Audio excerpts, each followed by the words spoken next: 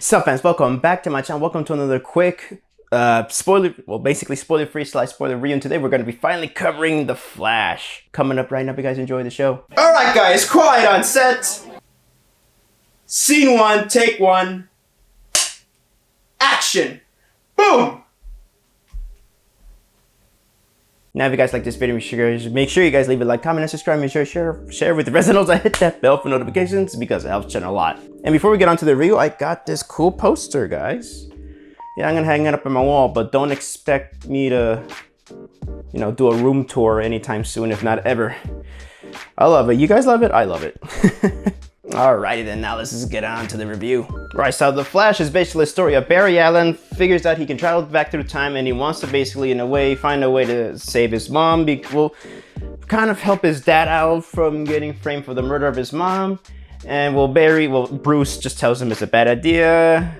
And then Flash just goes back, he tries to go back in time and all that stuff, but then somehow he just creates this alternate dimension and, well, he's gonna have to find a way to, well, restore everything back to normal.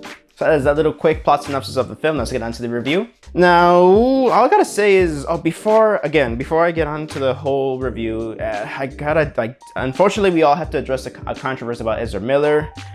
All I gotta say is glad they are getting the help they're getting. Man, I'm just disappointed, man.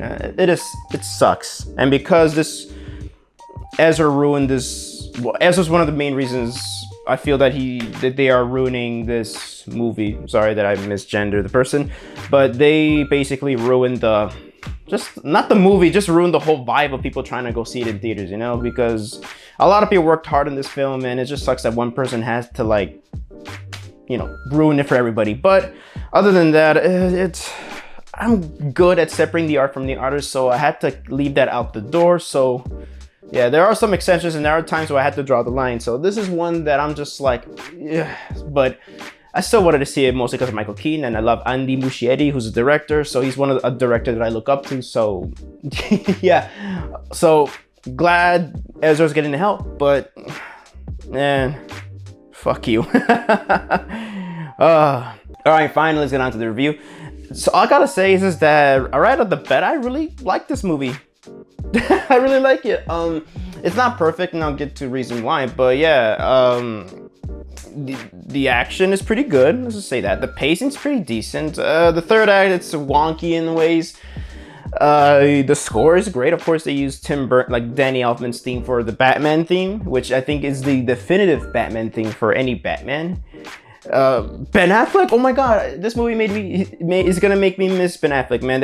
As much as I really liked Ben Affleck's portrayal of Batman, finally, the movie The Flash gets Ben Affleck's Batman right. That's the Batman I wanted to see, and holy shit, that was just great. It just sucks that Batman doesn't get much screen time with Ben Affleck's version, but yeah, but when they're on screen time, when Ben is on the screen, he's just great, and you know, it's a bittersweet way. It's nice that this person's gonna end his Bat career on a high note. And all I gotta say is that Ezra Miller, despite me not liking the person, they did a phenomenal job as the Flash. Surprisingly, holy shit, they were really good, and near the end of the movie, they actually made me tear up a bit. The directing is pretty good. I really like that Andy wants to create this awesome classic spectacle blockbuster superhero movie from back in the day, and he just brought it here to modern day, and I really love that a lot, man. Sasha Calle, man, holy shit, she's my new celebrity crush. That's all I gotta say. But that's not gonna cloud my bias like that. Oh, maybe a little, but no, she was great as Supergirl. It's just that we don't get enough from her, but hopefully, I've heard that she's in talks with Peter Safran, so hopefully they can have her return as Supergirl, because I really loved her so much. She was really cool. Again, you don't get much of her, but she was really cool. I really thought she was a welcoming addition to it. The action is really good. It's actually nice. The action, again, I already said the action is really good, but the action is really good. It's actually cool, and it can be very brutal at times, and I just love that it brings this awesome classic superhero spectacle to the big screen. And yeah. So let's just get on to some of the bad things. Some of the CGI I understand. There's a couple of scenes where, like, okay, I get why the CGI is bad, but a lot of it is pretty horrendous. It's like what everybody's saying, PS2 graphics, but it's just a lot of shitty CGI. And I hope, fingers crossed that maybe with some of the money they make out of this movie, which is not doing well in theaters, maybe they can use some of that money to like fix up the CGI a bit. It doesn't have to be all of it, but it has most of it. And also maybe a director's cut too, or like an extended cut, because one of the other issues that I have with the movie is that the third act, it was great in the first two acts, but the third act gets very rushed. Like I felt that the third act was very rushed, and I get that Andy wants to like get the pace moving, but then again, sometimes you just gotta slow down and like take moments to breathe sometimes. And I feel like the third act kind of hurt the movie a bit, but it stumbles, but then it still sticks to landing because I really dug the ending and all that stuff. So yeah, so overall, The Flash, surprisingly, I could say that I love it. It's just, yeah, the controversy's terrible for it, and CGI is bad, and maybe this movie can help with an extended cut just to, give time things to breathe, because the third act was just so rushed in my opinion.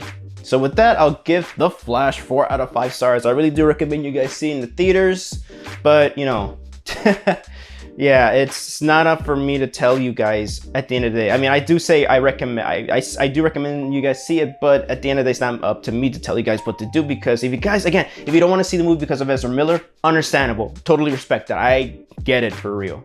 But if you guys really want to give it a chance, yeah, I say see it in theaters, see it on the biggest screen, because in streaming, it's not the same, honestly. So yeah, let's get on to the spoilers right now. And the ending was funny. I really love it. I just like that Barry kind of moved the tomato sauce and all that stuff for so that his face can be seen in the security camera, because Bruce found security cam footage of his dad, but it was just so obscure that he just couldn't help his dad in court. And for some reason, Barry could have restored the timeline to what it originally was, but because of that tomato sauce, I believe we got a George Clooney cameo. We got George Clooney as Bruce Wayne, and I really love that. I really like that. Batman and Robin is a movie that I can't say that I hate, because I do have a soft spot for it, but it's a movie that I do dislike. But I do have a lot of fun watching it, man. It's a lot of fun. So it's like I dislike it, but I still love to watch it. It's weird, right?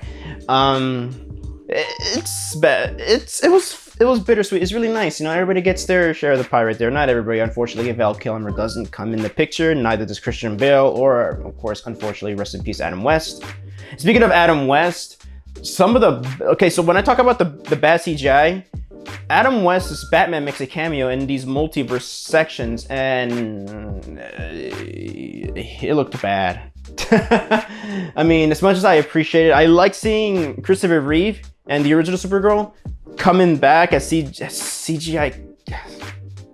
This is weird. CGI characters. I know I sound disrespectful, but they hear me out. It's just that I like seeing that, because as long as they get the blessing of the Reeve estate, that's the Christopher Reeve's family, that's cool. I'm pretty sure they have to sign up on that, to use Christopher Reeve's likeness for that.